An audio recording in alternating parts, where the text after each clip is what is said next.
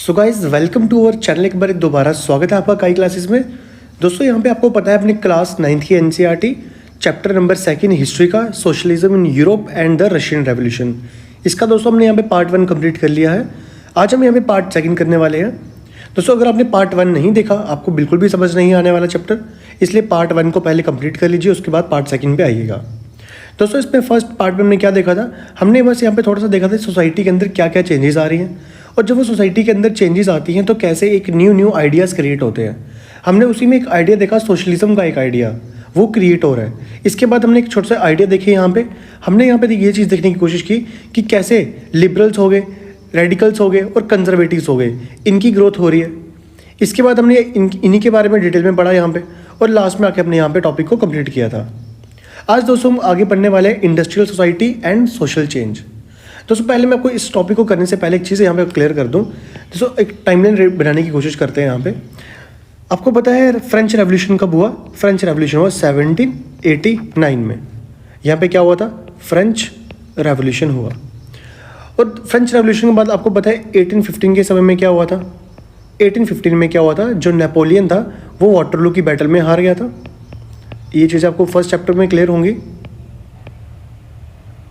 इसके बाद दोस्तों जब वाटरलू में हार गया यहाँ पे दोबारा नेपोलियन, इसके बाद का जो समय आया ये वाला समय, अब यहाँ पे दोबारा से मोनार्की क्रिएट हो रही है, दोबारा मोनार्की यहाँ पे चल रही है यहाँ पे दोबारा। अब जब दोबारा मोनार्की चल रही है, और इसी समय में हमने वो देखा जो कल हमने एक टॉपिक पढ़ा था, लिबरल्स के आइडिया निकल रहे हैं, रेडिकल्स के आइडिया निकल रहे हैं, कंजर्वेटिव के आइडिया निकल रहे हैं, वो इसी समय में निकल रहे हैं 1815 के बाद। और दोस्तों 1830 या 30 तक आते आते हमने ये भी देखा कि इंडस्ट्रियल रेवोल्यूशन स्टार्ट हो रहा है। Industrial revolution. अब ये इंडस्ट्रियल रेवोल्यूशन क्या होता है? दोस्तों इंडस्ट्रियल रेवोल्यूशन एक ऐसा रेवोल्यूशन था जब पूरे दुनिया में इंडस्ट्रीज बनने की शुरुआत हो रही थी। और इसकी सबसे पहली शुरुआत कहाँ पे हुई? सबसे पहली शुरुआत हुई इंग्लैंड में। तो यहाँ से MCQ आ सकता है भाई, इंडस्ट्रियल रेवोल्यूशन की सबसे पहली शुरुआत कहाँ हुई? इंग्लैंड में हुई। दोस्तों जैसे ही इंडस्ट्रियल रेवोल्यूशन की शुरुआत हुई, इंडस्ट्रियल रेवोल्यूशन का इसका इम्पैक्ट क्या पड़ा हमारी सोसाइटी पे? Impact on society. इसका इम्पैक्ट ये पड़ा सोसाइटी पे कि कुछ ऑनर क्लास बनना शुरू होगी। ऑनर क्लास मतलब कुछ ऐसे लोग बनना शुरू होगी जिनके पास पैसा थोड़ा ज़्यादा आना शुरू हो गया, और कुछ कैसी क्लास बनना शुरू होगी? कुछ वर्किंग क्लास शुरू होगी कि जिनके पास अभी पैसा थोड़ा कम है बट वो भी काम कर रही है। अब दोस्तों प्रॉब्लम क्या होगी? ये जो ऑनर क्लास है और ये जो वर्किंग क्लास है, इनके आपस के बीच में क्या होंगे? कन्फ्लिक्ट स्टार्ट हो जाएंगे। कन्फ्लिक्ट, लड़ाई झगड़ा शुरू होगा। और इसी में जो वर्किंग क्लास है, कल मैंने आपको बताया था ऑनर क्लास कौन सी होगी? हैव क्लास, जिसके पास सब कुछ है। और वर्किंग क्लास क्या होगी? हैव नॉट क्लास, जिसके पास अभी नहीं है कुछ भी। तो ये जो हैव नॉट वाले होंगे ये डिमांड करेंगे इक्वालिटी के लिए। इक्वालिटी होनी चाहिए सोसाइटी के अंदर, और इसी चीज़ को हम क्या बोलते हैं? सोशलिज्म बोलते हैं। एक ऐसी भावना जो एक सोसाइटी को इक्वल करने की कोशिश करती है, उसको हम क्या बोलते हैं? सोशलिज्म बोलते हैं। और उसी तरीके का टॉपिक है दोस्तों, यहाँ पे देख सकते हो, industrial society and social change. दोस्तों इंडस्ट्रीज बनी, उसके बाद ही क्या हुआ? सोसाइटी के अंदर चेंजेस आ रही हैं। तो यही लिखना पड़ेगा आपको यहाँ पे, industrial society leads to social change. अब इसको थोड़ा सा पढ़ लेते हैं दोस्तों। The political trends were sign of new time. It was a time of profound social and economic changes. It was a time when new cities came up, new industrialized region developed, railway expanded, and the industrial revolution occurred. कहता है ये वो समय था जब एक नई चीज़ देखने को मिल रही है हमारी सोसाइटी के अंदर। ये वो समय था जब सोशल और इकोनॉमिक चेंजेस देखने को मिल रही हैं। ये वही समय था जब सिटीज़ के अंदर नई नई सिटीज़ बनना शुरू हो रही थी, न्यू इंडस्ट्रीज बनना शुरू हो रही थी, रेलवेज एक्सपैंड हो रही थी, और इंडस्ट्रियल रेवोल्यूशन स्टार्ट हो रहा था। मतलब हम ऐसा बोल सकते हैं कि अर्बनाइजेशन क्रिएट हो रही है। अर्बनाइजेशन का मतलब क्या होता है? अर्बन एरियाज़ का एक्सपैंड होना। अर्बन एरियाज़ का मतलब शहरीकरण होना, शहर बनना। अब जब दोस्तों नई नई सिटीज़ बनेंगी तो क्या ये इंडस्ट्रियल रेवोल्यूशन का स्टार्टअप नहीं हो रहा? या फिर जब रेलवेज बन रही है ये इंडस्ट्रियल रेवोल्यूशन का स्टार्टअप नहीं हो रहा? या फिर ये इन्होंने लिख भी दिया इंडस्ट्रियल रेवोल्यूशन स्टार्ट हो रही है यहाँ पे। अब दोस्तों इंडस्ट्रियल रेवोल्यूशन का इम्पैक्ट क्या पड़ा, क्या चीज़ें हो रही हैं पूरी सोसाइटी के अंदर, यूरोप के अंदर। इंडस्ट्रियलाइजेशन जो था इसने बहुत से लोगों को, मैन, वुमेन या फिर चिल्ड्रंस को फैक्ट्री में लाना शुरू कर दिया। अब देखो आपके मन में क्वेश्चन आएगा कि मैन तो चलो ठीक है, वुमेन और चिल्ड्रंस क्यों आ रहे हैं? क्योंकि दोस्तों इंडस्ट्रियलाइजेशन जब स्टार्ट हो रहा था उस समय यूरोप के अंदर एम्प्लॉयमेंट थी, अनएम्प्लॉयमेंट। अनएम्प्लॉयमेंट का मतलब क्या होता है? जॉब्स नहीं होना। उस समय इतनी अनएम्प्लॉयमेंट थी वहाँ पे। और ये जो फैक्ट्री के अंदर काम करेंगे इनका अक्सर क्या हुआ करता था, जो वर्किंग आवर था वो काफ़ी ज़्यादा हुआ करता था और वेजेस काफ़ी कम हुआ करती थी। जो अनएम्प्लॉयमेंट था वो तो कॉमन चल रहा था, वो मैं अभी लिख भी दिया यहाँ पे, अनएम्प्लॉयमेंट कॉमन था यहाँ पे, particularly during time of low demand for industrial goods. और कहता है कि जब इंडस्ट्रीज में कोई सामान बनता है, जो कोई भी सामान बन रहा है, उसकी जब डिमांड कम होगी मार्केट में तो क्या होगा, प्रॉब्लम तो क्रिएट होंगी। हाउसिंग एंड सैनिटेशन पर प्रॉब्लम हुआ करती थी टाउन्स के अंदर, लोगों के पास घर नहीं थे, साफ सफाई नहीं थी। और ग्राउंड जो टाउन है वो पूरा ग्रो कर रहा है, रैपिडली ग्रो कर रहा है। लिबरल्स हो गए, रेडिकल्स हो गए, ये सोल्यूशन ढूंढने की कोशिश कर रहे हैं, इसका सोल्यूशन मिल जाए भाई कुछ। ये सब चल रहा है कहाँ पे, यूरोप के अंदर। कुछ एक्स्ट्रा चीज़ें देख लेते हैं यहाँ पे। हमने क्या पढ़ा, हमने देखा अनएम्प्लॉयमेंट ज़्यादा है यहाँ पे। अब दोस्तों अनएम्प्लॉयमेंट होती कैसे है, मैं यहाँ पे लिखता हूँ अनएम्प्लॉयमेंट। अब अनएम्प्लॉयमेंट दोस्तों तब होती है जब जॉब सीकर ज़्यादा होते हैं जॉब गिवर से। मतलब जॉब देने वाले जब कम होते हैं एज कम्पेयर टू जॉब लेने वाले। जब जॉब लेने वाले ज़्यादा होंगे तो जॉब तो होगी नहीं इतनी, तो हम क्या बोल देंगे कि क्या हो गया, अनएम्प्लॉयमेंट हो गई है। और जब अनएम्प्लॉयमेंट होती है इससे क्या होता है, इन्फ्लेशन स्टार्ट हो जाती है। अब ये इन्फ्लेशन का मतलब क्या होता है, इन्फ्लेशन मतलब महंगाई स्टार्ट हो जाती है पूरी मार्केट में। हमने ये भी देखा जब इन जॉब सीकर या फिर जॉब गिवर की मात्रा ऐसे इस तरीके में होती है तो क्या होता है, डिस्क्रिमिनेशन स्टार्ट हो जाता है सोसाइटी के अंदर। डिस्क्रिमिनेशन, जब डिस्क्रिमिनेशन स्टार्ट होता है इससे क्या होता है, लोग माइग्रेट करना शुरू कर जाते हैं। माइग्रेट का मतलब क्या होता है, एक जगह से दूसरी जगह पे मूव कर देना। अब यूरोप के अंदर ये कुछ जगहों की बात की जा रही है यहाँ पे, जैसे फ्रांस हो गया, वहाँ पे अनएम्प्लॉयमेंट ज़्यादा थी वहाँ पे। अब जब अनएम्प्लॉयमेंट फ्रांस के अंदर सपोज करो ज़्यादा है तो वहाँ से लोग निकल के कहाँ जाएंगे, यूरोप के बाकी हिस्सों में जाएंगे, या यूरोप से बाहर भी मूव कर सकते हैं क्योंकि उनके पास जॉब चाहिए उनको। या फिर जब माइग्रेट करेंगे इससे क्या हो रहा है, इससे पॉपुलेशन भी राइज होना शुरू हो रही है। पॉपुलेशन राइज होगी, उस जगह की राइज होगी जहाँ पे जा रहे हैं लोग। ये सब हमने देख लिया कि जॉब्स बिल्कुल ख़त्म हो चुकी हैं, अनएम्प्लॉयमेंट क्या हो चुका है, ज़्यादा हो चुका है, और पॉपुलेशन भी क्या हो रही है, ज़्यादा हो रही है। ये देख लिया। और जब ये तीन चीज़ें जब हो जाती हैं इससे क्या हो जाता है, पूरी की पूरी इकॉनमी क्या हो जाती है, वीक हो जाती है। आई होप इतना क्लियर हो चुका आपको। चलिए आगे बढ़ते हैं।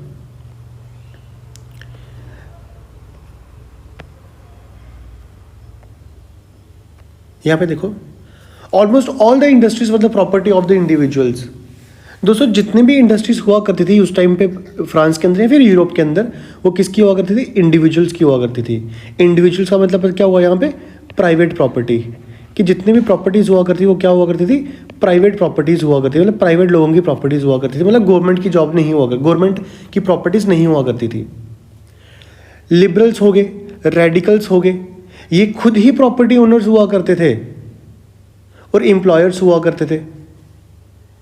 Having made their wealth through the trade or industrial ventures, they felt that such effort should be encouraged, that its benefit would be achieved if the workforce in the economy was healthy and citizens were educated. यहाँ पे ये बताने की कोशिश की जा रही है, कहते हैं कि जो ये प्राइवेट प्रॉपर्टीज़ हुआ करती थी और जो लिबरल्स और रेडिकल्स हुआ करते थे, ये खुद ही प्राइवेट प्रॉपर्टी के ऑनर्स हुआ करते थे। एम्प्लॉयर्स मतलब जो जॉब देते हैं किसी को, एम्प्लॉयर्स हुआ करते थे। और ये जो अपना पैसा कमाया करते थे वो कैसे कमाते थे, ट्रेड या फिर इंडस्ट्रियल वेंचर्स करके। इनको लगता था भाई कोई ना कोई ऐसा एफर्ट होना चाहिए, एफर्ट्स करने चाहिए कि उनका जो बेनिफिट है would be achieved if the work force in the economy were healthy and citizens were educated. इनको लगा कि इनके इनके पास जो बेनिफिट हो रहा है इनको, वो तभी उसका फ़ायदा है जब इकॉनमी के अंदर जो लोग काम कर रहे हैं वो हेल्दी हो, इकॉनमी हमारी हेल्दी हो, या फिर सिटीजन्स जो हों वो हमारे एजुकेट हों थोड़े। इनको ये लगा, मतलब कहीं ना कहीं ये रेडिकल जो लोग थे, हम माने कि प्राइवेट प्रॉपर्टी है इनके पास, बट ये सोसाइटी के बारे में सोच रहे हैं। ये हमेशा क्या किया करते थे, वो जो प्रिविलेजेस होती हैं जो एरिस्टोक्रेसी को दी करती थी, जिसको बोलते हैं बाय बर्थ एरिस्टोक्रेसी, उसको ख़त्म करने की कोशिश किया करते थे। ये प्रिविलेजेस मतलब क्या हुआ, जो ज़मींदार सिस्टम हो गया कि भाई बाय बर्थ ये ज़मीन, इसके पापा ज़मींदार है, ये भी ज़मींदार बनेगा, टैक्सेस नहीं देना पड़ेगा इनको, वो चीज़ें, ये हमेशा उस चीज़ के खिलाफ हुआ करते थे। They firmly believe in the value of individual efforts, ये हमेशा बोला करते थे भाई हमें अपने एफर्ट्स पे फोकस करना चाहिए, लेबर पे फोकस करना चाहिए, एंटरप्राइज पे फोकस करना चाहिए। अगर किसी भी पर्सन की हम फ्रीडम को एक इंश्योर कर लें, अगर if the poor could labour and those with capital would operate without restraint, they believe the society would develop. तो ये बोल रहे हैं कि अगर हम पुअर को बोलें कि वो लेबर का काम करेगा, या फिर जिसके पास पैसा है वो ऑपरेट करेगा विदाउट रिस्ट्रेंट, रिस्ट्रेंट मतलब परेशान किए हुए, तो तब हमारी सोसाइटी क्या हो सकती है, डेवलप हो सकती है थोड़ी बहुत। तो many working man and women who want change the world rallied around the liberals and radical groups and parties in the early 19th century. बहुत से ऐसे लोग जो चाहते थे कि भाई चेंजेस चाहिए। कौन लोग, ये जो फैक्ट्री में काम करते हैं, जो फैक्ट्री के लेबर वर्कर है, वुमेन्स हैं फैक्ट्री की, ये जो चेंजेस चाहते हैं, ये सब लिबरल्स और रेडिकल के पास में आना शुरू कर दिया इन्होंने, और इनके साथ करके रैलीज करना शुरू कर दिया आसपास। और इससे क्या हुआ, पूरे 19th सेंचुरी के अंदर ये सब काम करते रहे। 19th सेंचुरी का मतलब क्या हुआ, 1800 से लेके 1900 समय तक। तो मतलब हमने ये देख लिया कि लिबरल्स हो गए और रेडिकल्स हो गए, ये एक ऐसा ग्रुप क्रिएट हो रहा है जो कि लोगों को इकट्ठा करने की कोशिश कर रहा है बार बार। तो अब ये जो चेंजेस हैं जो लोग चाहते हैं, कुछ लोगों ने कुछ क्वेश्चन पुट करना शुरू कर दिए। वो क्या क्वेश्चन पुट करना शुरू कर दिए, जैसे आइडियोलॉजीज होती है लोगों की, मतलब सोच होती है, कोई लिबरल्स वाले होते हैं, कोई रेडिकल्स वाले होते हैं। इन्होंने बोला हम आपको सोल्यूशन देंगे। जो लोग बैठे हुए हैं ये सब क्या कहते हैं, ये सब कहते हैं भाई हमें क्या चाहिए, हमें चेंजेस चाहिए। और चेंजेस कौन ठीक करेगा, ये ठीक करेंगे हमारे लिबरल्स और कौन, रेडिकल्स। आपको तो पता ही है ना, हैव और हैव नॉट्स क्या होते हैं। हैव नॉट मतलब वही हो गया जो पुअर लोग हैं, अनहेल्दी लोग हैं, जिनका स्टैंडर्ड ऑफ लिविंग काफ़ी छोटा है, कम है। तो ये जो लिबरल्स और रेडिकल्स है, इनको लगता था कि अगर ये हैव और ये हैव नॉट्स को डिफरेंस ख़त्म नहीं किया गया, इससे क्या प्रॉब्लम शुरू हो जाएगी, इससे वायलेंस क्रिएट हो सकता है। इससे वायलेंस क्रिएट होगा, जब वायलेंस क्रिएट होगा तो डिस्ट्रक्शंस होंगी, और वो बिल्कुल भी लोगों के लिए अच्छी नहीं होंगी। तो इसलिए लिबरल्स और रेडिकल कोशिश कर रहे हैं कि इनके अंदर का जो ये जो गैप क्रिएट हो चुका है, इस गैप को ख़त्म किया जाए, इस गैप को ख़त्म किया जाए, ताकि ये जो लोग हैं एक लेवल पे आ जाएं, और इसी जिसको हम सोशलिज्म बोलते हैं। आगे देखते हैं। कुछ ऐसे नेशनलिस्ट हुआ करते थे, लिबरल्स हुआ करते थे, रेडिकल्स हुआ करते थे, जो चाहते थे कि रेवोल्यूशन हो। और क्या हो, ये जो गवर्नमेंट इस्टेब्लिश हुई है यूरोप के अंदर, इसको ख़त्म किया जाए, जो 1815 में चल रही है। क्योंकि आपको पता है 1815 के बाद क्या हुआ था, मैं अगर दोबारा से हमें बताने की कोशिश करूं, ये 1789, ये 1815 को नेपोलियन वीक होकर हार गया था। इसके बाद क्या हो गया, दोबारा मोनार्की क्रिएट हो चुकी थी। तो यही मोनार्की को ख़त्म करने की कोशिश की जा रही है कि जो 1815 के अंदर जो मोनार्की दोबारा क्रिएट हुई है, जो गवर्नमेंट बनी है यूरोप के अंदर, इसको क्या होना चाहिए, इसको एंड हो जाना चाहिए, ख़त्म होना चाहिए। फ्रांस हो गया, इटली हो गया, जर्मनी हो गया, रशिया हो गया, ये सब रेवोल्यूशनरीज बन चुके हैं। रेवोल्यूशनरीज मतलब जो देश के लिए लड़ रहे हैं अभी कुछ, और इन्होंने क्या कर रहे हैं, ये काम कर रहे हैं कि कैसे ये अपने देश के ऊपर से मोनार्की को हटाएं।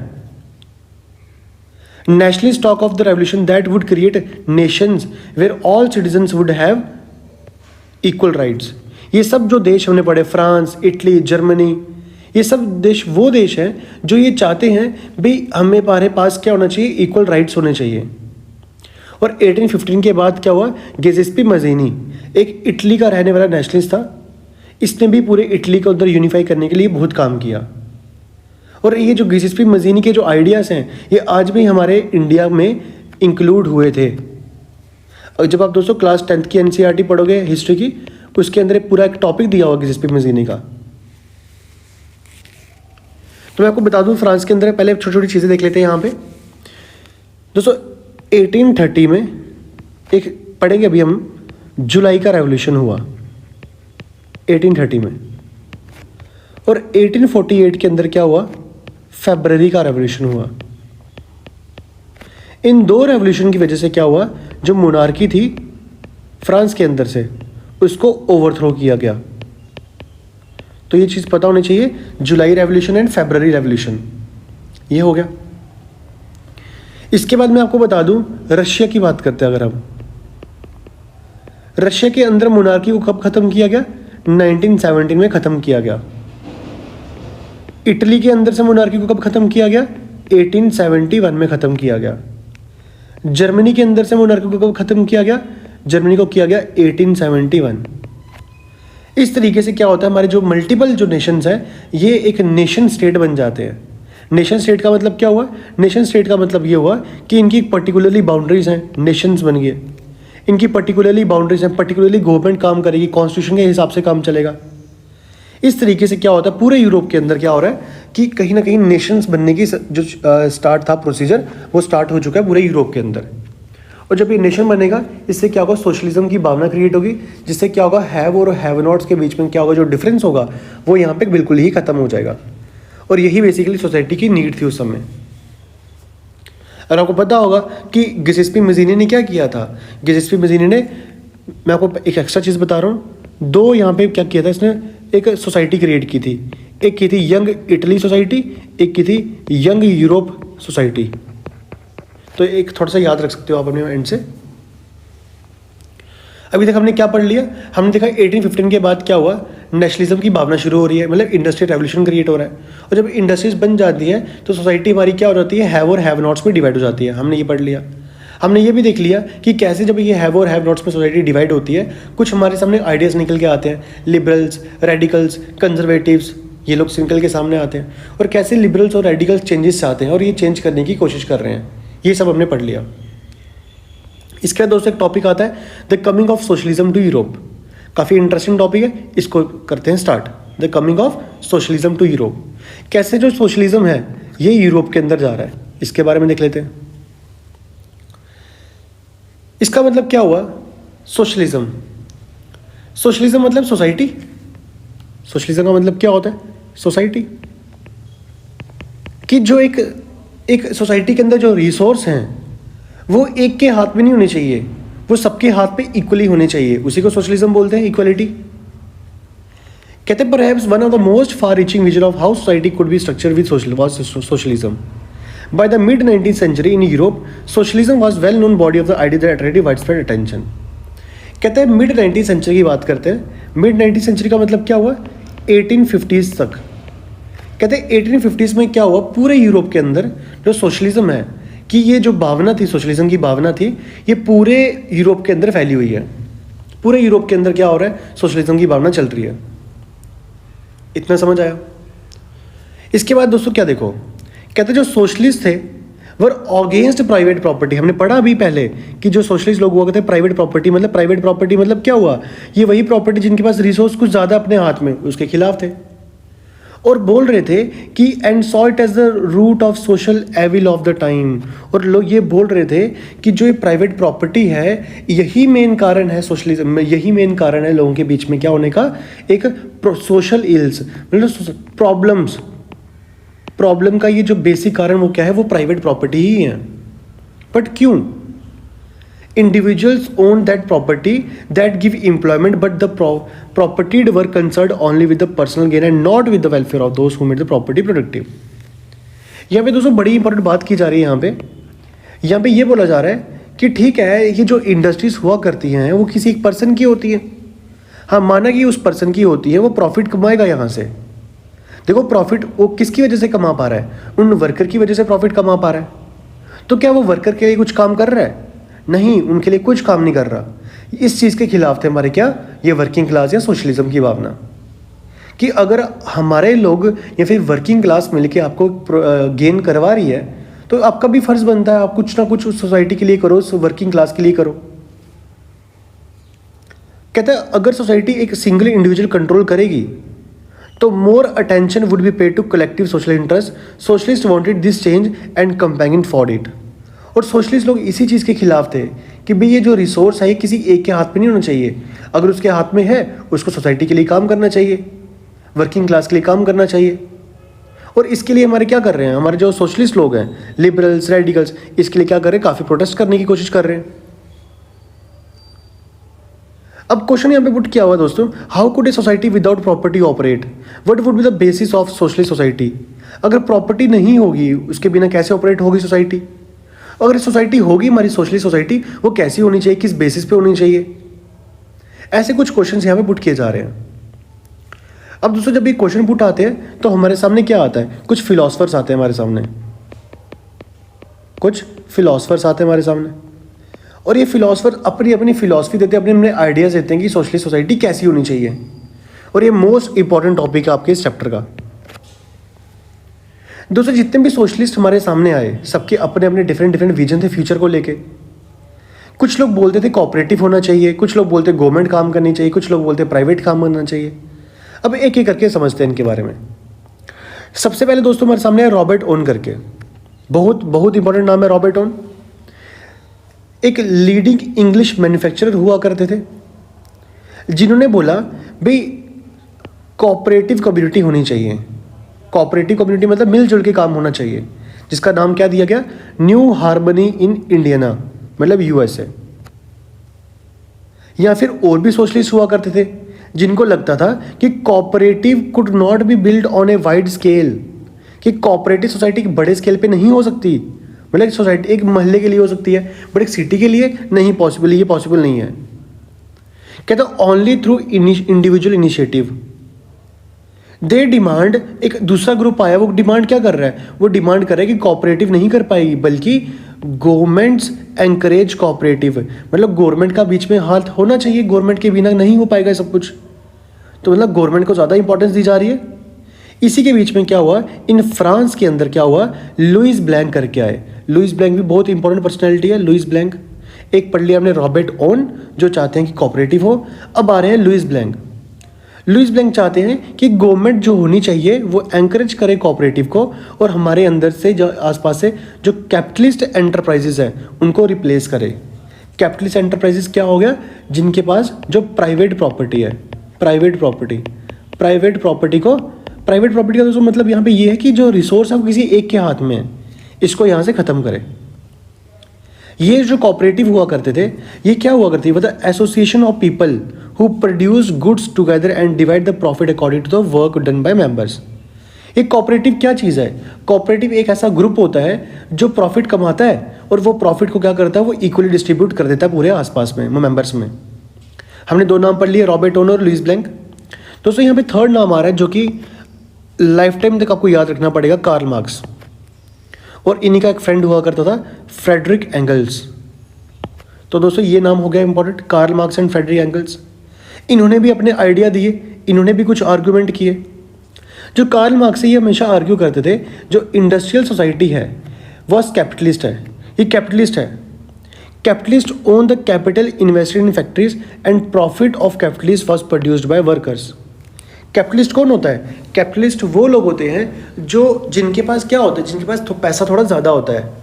कैपिटलिस्ट लोग वो होते हैं, मतलब प्राइवेट ऑनर बोल सकते हैं हम इसको। कैपिटलिस्ट मतलब प्राइवेट ऑनर।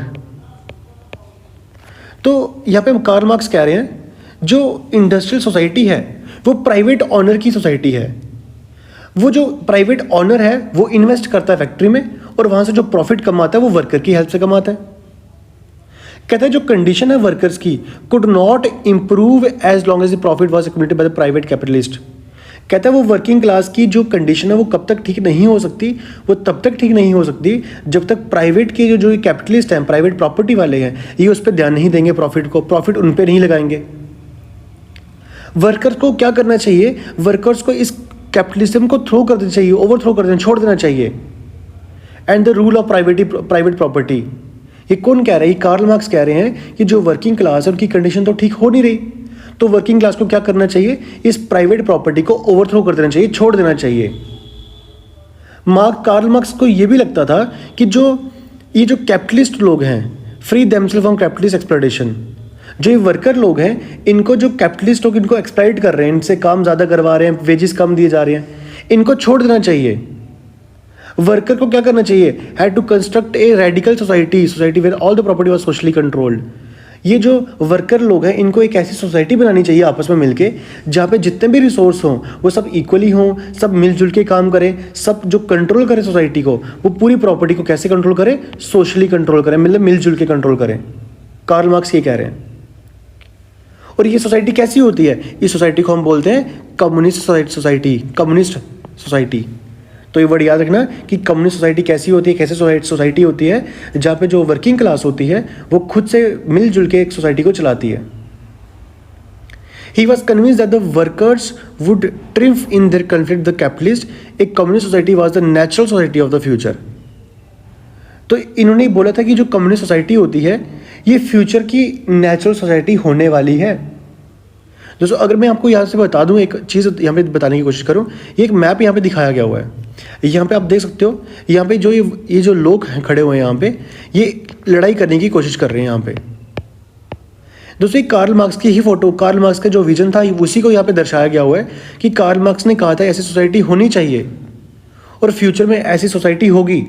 मतलब कार्ल मार्क्स की जो फ्यूचर प्रेडिक्शन थी वो उस इमेज में दिखाई हुई है। आई होप इतना समझ आ गया आपको। हमने क्या पढ़ लिया? हमने जल्दी से आपको एक छोटा सा रिकैप कर लेते हैं। यहाँ पे हमने देखा कि जो सोशलिज्म होता है,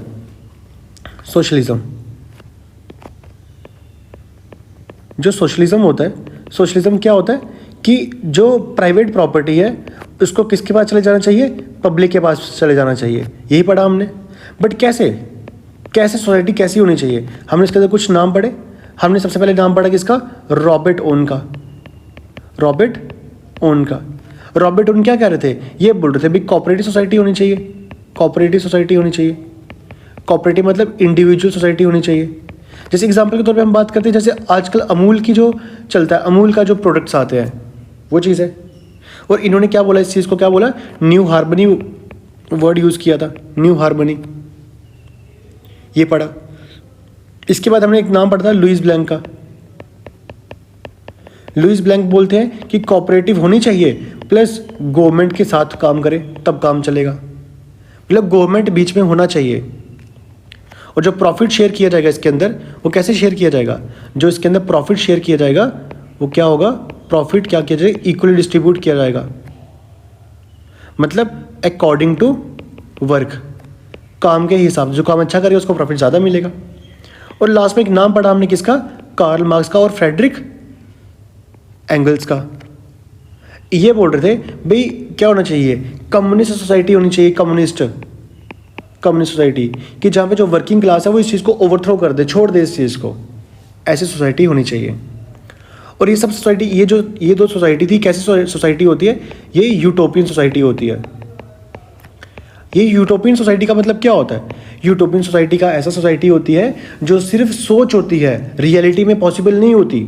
मतलब ये एजम्पशंस होती हैं, हम सोचते हैं ऐसा हो जाए, बट दोस्तों ऐसा होना और ये ऐसी सोसाइटी होना पॉसिबल नहीं है। तो इसी चीज़ को इसलिए हम बोलते हैं, कौन सा? रॉबर्ट ओन और लुईस ब्लैंक के जो आइडियाज थे, कौन से आइडियाज थे? यूटोपियन आइडियाज थे। दोस्तों यहाँ से क्वेश्चन बन जाएगा आपको, name different type of socialism and their contributors. तो कॉन्ट्रीब्यूटर्स हमने देख लिया, Robert Owen, Louis Blanc, Karl Marx, Friedrich, ये सब नाम इसमें आ जाएगा। आई होप इतना क्लियर हो चुका होगा आपको। और आने वाले लेक्चर में हम दोस्तों पढ़ने वाले हैं कि सब जो सोशलिज्म के सपोर्ट में कौन आया, कैसे ये स्टार्ट हुआ, और इसके बाद हम पढ़ेंगे रशियन रेवोल्यूशन। तो काफ़ी इंपॉर्टेंट टॉपिक होने वाला कल का होगा। तो अगर चैनल में पहली बार विजिट किया तो चैनल को सब्सक्राइब कर लीजिए, वीडियो को लाइक कर लीजिए, प्रेस द बेल आइकन, ताकि हमारी कोई भी लेटेस्ट वीडियो है आप उसको मिस ना कर पाओ। और दोस्तों शेयर ज़रूर कीजिएगा ताकि आपके भी जो आसपास के जो फ्रेंड सर्कल है उनको भी चीज़ के बारे में पता चल सके। सो दोस्तों मिलते हैं आपसे अगली वीडियो में एक प्रोडक्टिव क्लास के साथ। तब तक के लिए देखते रहिए काई क्लासेस।